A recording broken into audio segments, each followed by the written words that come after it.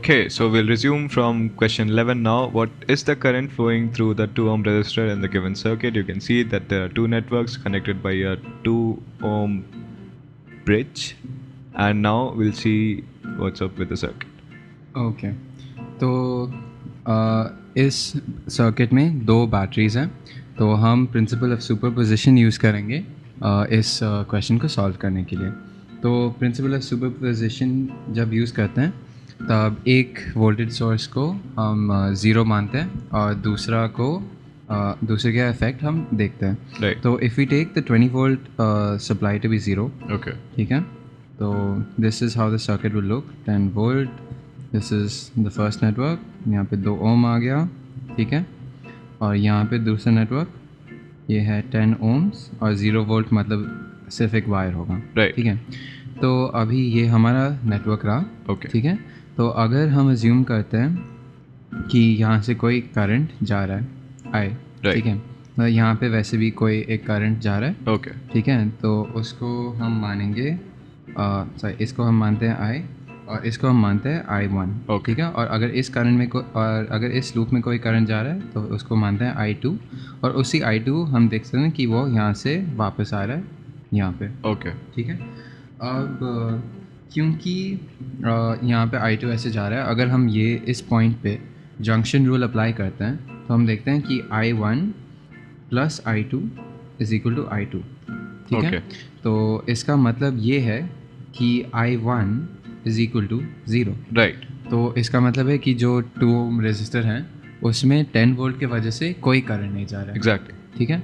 तो यहाँ पे जो आई हमने अज्यूम किया था वो सिर्फ इस 5 ओम रेजिस्टर में जाएगा, वो होगा obviously 10/5 2 ampere. 2 amperes. Correct. Similarly अगर हम 20 वोल्ट वाला लेंगे तो हम ऐसे ही एक डायग्राम ड्रॉ करके हम कंक्लूड करेंगे कि 2 ओम में जो करंट है वो ज़ीरो है। Exactly. तो फाइनली हम ये कहेंगे कि जो करंट है 2 ओम में वो सिर्फ 0 एम्पियर्स है।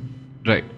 So here we saw a very important concept when two loops are connected through a bridge and it's not inside a loop, then absolutely no current flows through it no matter what. And this is something you will see repeatedly when you're solving circuits. Whenever you get such a system, there is usually no current flowing in that resistor which is acting as the bridge between two other networks, and here is an analytical proof of that. So this was problem 11. We'll move on to the next one now.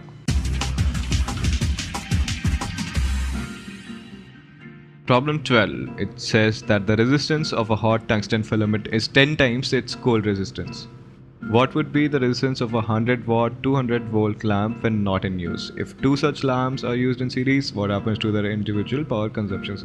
So we have to explore about these two facts: what happens when they're used in series and what happens when they're not in use, because we had given that the resistance of a hot tungsten is different from a cold tungsten filament and it's given to be 10 times the cold resistance.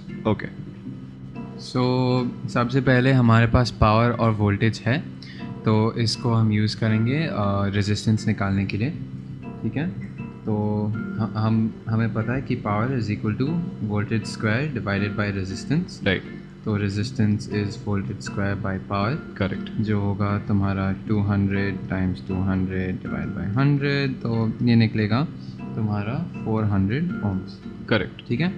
अब जब एक lamp use में है तो हमें पता है कि तब वो गर्म है, it's hot, so we need to find the cold resistance. तो हमें पता है कि cold resistance R cold is equal to R by 10 as in the question. Yep. तो ये सिंपली आ गया हमारा 40 ओम। Correct. सो यहाँ पे we just revise the power principle. अब अगर हम दो को सीरीज़ में यूज़ करते हैं तो उसका मतलब है हमारे पास दो ऐसे रेजिस्टर्स होंगे फिलामेंट्स को रिप्रेजेंट करने के लिए। Right. और यहाँ पे क्योंकि 200 वोल्ट्स हैं तो यहाँ पे हमारे 200 वोल्ट्स हैं, Okay. ठीक है। तो ये 200 वोल्ट्स है, यहाँ पे 400 ओम्स और यहाँ पे 400 ओम्स, Right. ठीक है। तो अब इसके थ्रू कोई करंट होगा, ठीक है। Yeah. That current I will be 200 divide by 800, ठीक है, which will be 0.25 amperes, Okay. Right.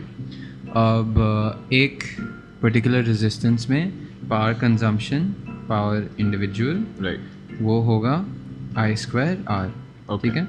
So that is 0.25 the whole square into 400. Right. ठीक है, रिमेंबर कि ये हॉट है तो that's why using 400. Right. And this comes out to be 25 watts. Okay. लेकिन जो रेटेड पावर कंजम्पशन हमें दिया गया था हाँ. वो 100 वॉट था. Right. तो हम देख रहे हैं कि ये पूरा पावर कंजम्पशन वो 1/4 हो गया है, रिड्यूस हो गया है. Okay. तो जब सीरीज़ में हम ऐसे कनेक्ट करते हैं तो उनका पावर कंजम्पशन जनरली रिड्यूस होता है और पैरेलल में जनरली सेम रहता है. Okay. So that was problem 12, and we saw how, because of the difference in resistance of a hot tungsten filament and a cold tungsten filament, we saw that when they're connected in series, their individual power consumptions go down. It's a very important concept which again is used later in life. But more importantly, in this problem, you saw how to deal with changing resistances, because here we have a cold and a hot resistance, but in certain other situations there might be resistance change due to some other reasons, and if you're not familiar with handling resistance changes, it becomes a lot confusing for us. So this is a good example of how to work with changing resistances. So that was problem 12. We'll move on to the next one now.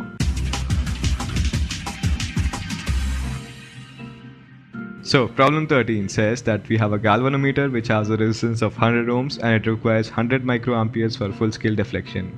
And we have a resistor of 0.1 ohms is connected to make it an ammeter. So we are using a galvanometer as an ammeter using a resistance. So we have to find the maximum current the ammeter can measure. Okay.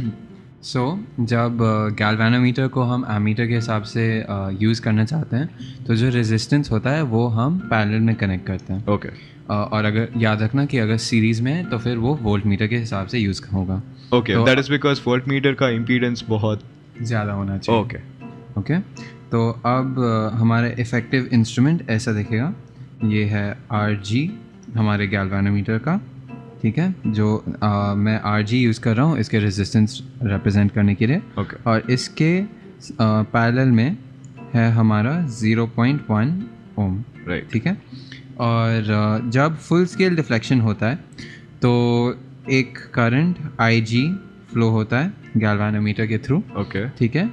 और ये दिया गया है question में कि IG is 100 microampere. Okay. ठीक है. और RG ऑफ कोर्स गिवन है एज 100 ohms. ठीक है. Yep. और अगर हम अज्यूम करते हैं कि जो टोटल करंट मेजर कर सकते हैं वो है I प्लस IG. तो Okay. बाकी का जो I है That वो has to इस go through the resistor के थ्रू resistor. Flow Correct. होगा ऑब्वियसली. ठीक है. तो अब अक्रॉस दीज टू रेजिस्टेंसेस जो वोल्टेज है वो होगा IG टाइम्स RG, क्योंकि ये पैरेलल में है. दोनों के अक्रॉस जो वोल्टेज है वो सेम है. Right. ठीक है. तो इनका प्रोडक्ट होगा 100 इंटू 10⁻⁻6 इंटू 100. तो ये हुआ तुम्हारा 10⁻⁻2 वोल्ट्स. ठीक है. अब ये 10⁻⁻2 वोल्ट्स हमारे शंट रेजिस्टेंस 0.1 ओम के अक्रॉस भी है. Okay. तो इसके थ्रू जो करंट I है वो होगा ये V डिवाइड बाई 0.1 ओम्स. तो ये होगा तुम्हारा 10⁻⁻1 एम्पियर. ठीक है. Right. और this is 100 milli amperes. Okay. ठीक है. तो जो मैक्सिमम करंट हमारा एमीटर मेजर कर सकता है वो है I प्लस IG. Okay. तो ये होगा I plus IG equal to 100 plus 0.1 milli ampere. यहाँ पे मैंने माइक्रो से मिली को कन्वर्ट किया है IG Correct. को. तो ये हो गया तुम्हारा 100.1 मिली एम्पियर्स जो है तुम्हारा एमीटर का limit. Okay. So when we decided to approach this like this, we have to keep in mind that the total current that can be measured through the entire device will be I plus IG, which is the current going into the device. But RG at any point of time can only take up the maximum full deflection current that is given to be 100 microamperes. The rest of the current has to go through the other resistor. So that was the concept in this problem, and this was problem 13.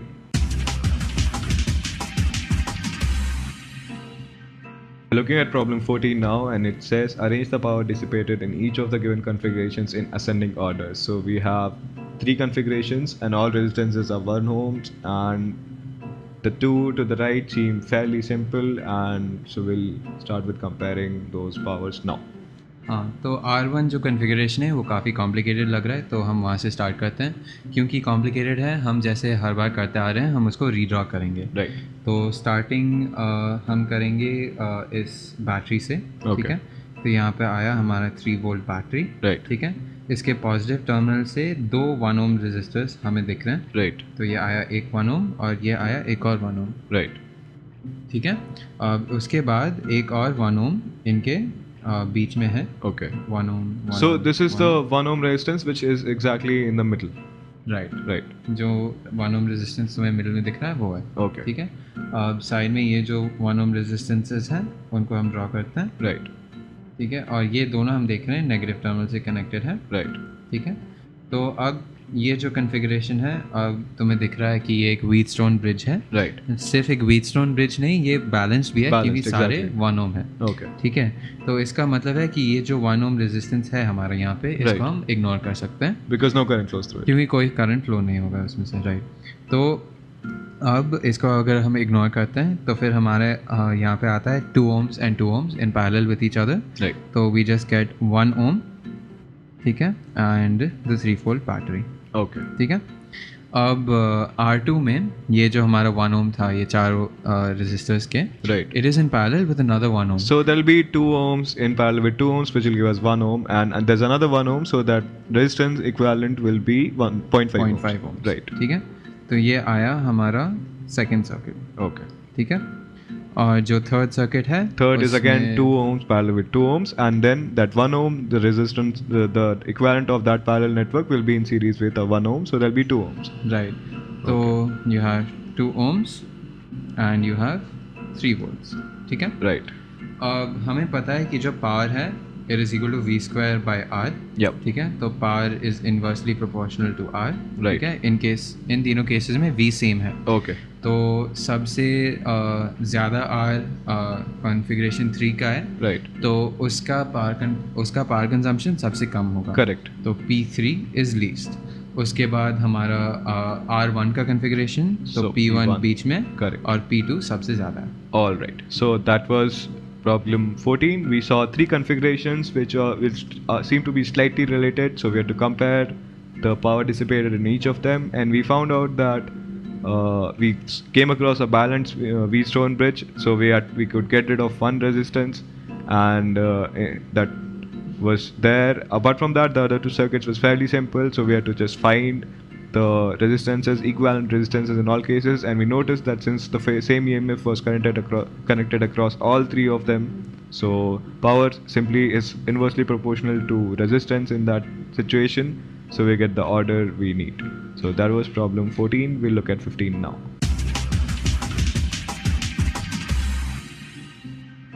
So we've reached problem 15, and it goes something like this. During an experiment with a meter bridge, the galvanometer shows a null point at 40 centimeters using a standard resistance of 90 ohms. The least count of the scale used is 1 millimeter, and you have to find the unknown resistance. So here is the diagram for the situation, and we are told that the standard resistance is 90 ohms, and the least count of the scale used is 1 millimeter. Again, it shows a null point at 40 centimeter. We have to keep in mind that it's a meter bridge, so that's like 2/5 of the way. Okay. Okay, तो this is a metre bridge. So the basic formula here, अगर null point x distance है एक Right. Side से, तो इसका मतलब होगा कि जो अननोन रेजिस्टेंस है r Yep. Divided by 90 Okay. Is going to equal x divided by 100 minus x, Right. अगर ये डिस्टेंस को हम x मानते हैं, Correct. ठीक है। और ये तो बेसिकली तुम्हें पता है ये व्हीटस्टोन ब्रिज के बैलेंसिंग के ऊपर बेस्ड है, Right. ठीक है। तो अब इस केस में हमें दिया गया है कि x इज़ 40, तो हम डायरेक्टली r निकाल सकते हैं, तो वो आ जाएगा 40 बाई 60 इंटू 90, Okay. और ये आ गया तुम्हारा 60 ohms, Right.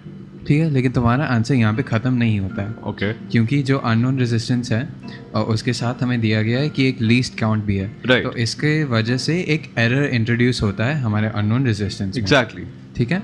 तो अब इसको निकालने के लिए हम क्या करेंगे, हमें फाइंड आउट करना है कि आर का क्या वेरिएशन है एक्स के साथ। Right. और क्योंकि ये छोटा सा वेरिएशन है, सबसे ऑब्वियस चॉइस ये है कि हम डिफरेंशियल निकालें आर का with respect to x. Correct. तो d R by d x निकालना है, ठीक है। तो ये आ जाएगा तुम्हारा 100 divided by 100 minus x the whole square Right. Into 90। So we're ये just simple सा differentiating the differentiation है। expression right directly above it. Okay. Directly जो एक्सप्रेशन है, अगर 90 को इस साइड पे ले लो Okay. तो 90x divide by 100 minus x, इसको Yeah. तुम डिफरेंशिएट करो तो ये आ जाएगा. Right. सिंपल सा डिफरेंशिएशन है तो ये मिल जाएगा. ठीक Okay. है. अब हमें दिया गया है कि जो एरर है, ठीक है, वो dx है 1 मिलीमीटर. Okay. ठीक है. तो this is equal to 0.1 centimetres. Right. ठीक है. तो अब इसके हिसाब से अब हमारा जो एरर है रेजिस्टेंस में वो होगा तुम्हारा 100 into 90 Okay. Divide by 100 minus x the whole square into d x. Okay. ठीक है. और एक्स है 40. Right. तो अब हम सब्स्टिट्यूट करते हैं तो ये आ गया हमारा 100 into 90 divide by 60 square into 0.1. Right. ठीक है. इसको तुम सिंप्लीफाई कर लो तो तुम्हें मिलेगा कि the error in resistance is 0.25 ohms. Okay. ठीक है. और ये एरर पॉजिटिव भी हो सकता है, नेगेटिव भी हो सकता है. Correct. तो हमारा फाइनल जो अननोन रेजिस्टेंस है वो होगा 60 ohms plus minus 0.25 ohms. Okay. And that is the complete solution to this problem. I'll guide you through it again, and it says that we had to find the unknown resistance, and we are given at what the null point of the meter bridge. So, and we are also given the least count of the scale, and because of which there is an error introduced. So we proceeded to use the formula for meter bridge, which has been covered in the theory as well, and we got R to be 60 ohms, and then what we did was we differentiated the expression for R, and we found the dependence with X. And then we used that dependence to find out the error in R, and it came out to be 60 ohm plus minus 0.25 ohms. So whenever a least count is given in a meter bridge question, or in fact in any such circuits in general where there's a dependence on X or any other such quantity with which the voltage is varying, we have to take care of the fact that we have to differentiate the expression and relate the error in resistance or any other quantity that we are trying to find with the error in X or any other independent variable. So that was problem 15.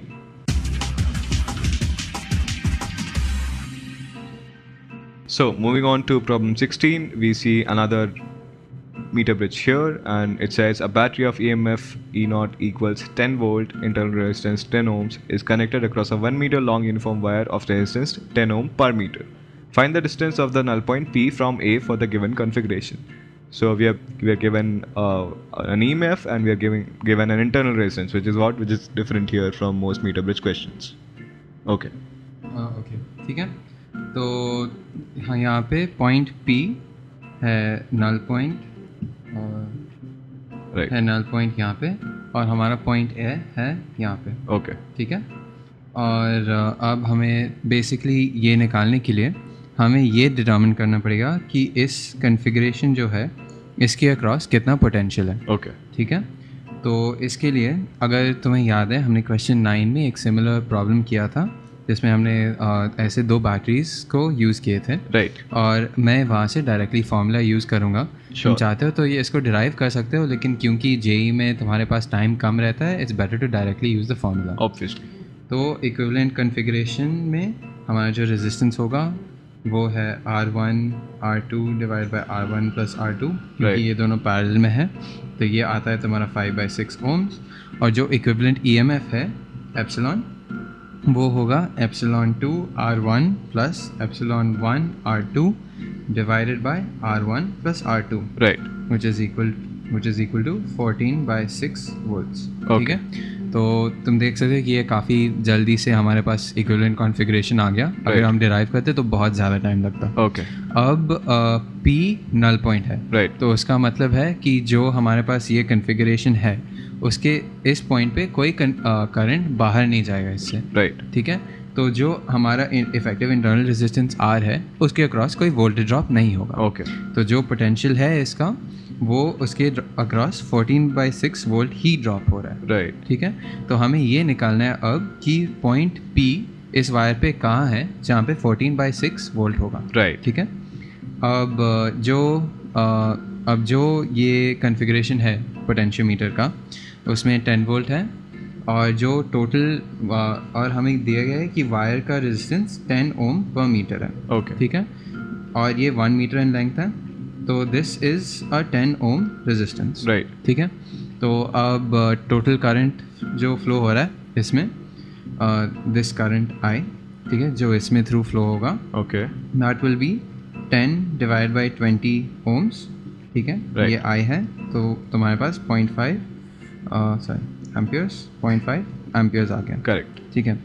अब 0.5 ampere flow हो रहा है, तो इसका मतलब है कि जो वोल्टेज ग्रेडियंट है, पोटेंशियल ग्रेडियंट है वायर में, वो होगा तुम्हारा ये आई इंटू 10 ओम पर मीटर. Okay. ठीक है. तो ये तुम्हारा है वोल्टेज ग्रेडियंट. इसको मैं एक वी जी से रिप्रेजेंट करूँगा. Right. तो ये होगा तुम्हारा 5 वोल्ट पर मीटर. Okay. ठीक है. तो जो डिस्टेंस होगा वो होगा पी ए, वो होगा तुम्हारा epsilon divided by V G. Okay. ठीक है. तो ये आया तुम्हारा 14/6 divided by 5 which is equal to 7 divide by 30, sorry 14 divide by 30 which is 7/15 metres. Okay. ठीक है. तो इसको सेंटीमीटर में कन्वर्ट कर लो और तुम्हारा आंसर आ गया. Okay. So again, that was from 16, and here we were given a network of composite batteries with respective internal resistances, and we found out the potential because of them at point P, and we were told that since it's a null point, there's no current flows, so we had to simply find the point such that the voltage there was the same as the network of those batteries produced, which was 14/6 volts. So we proceeded to find the potential gradient, so then we can find the position of the null point, like that. So that was problem 16. We'll look at the next one now.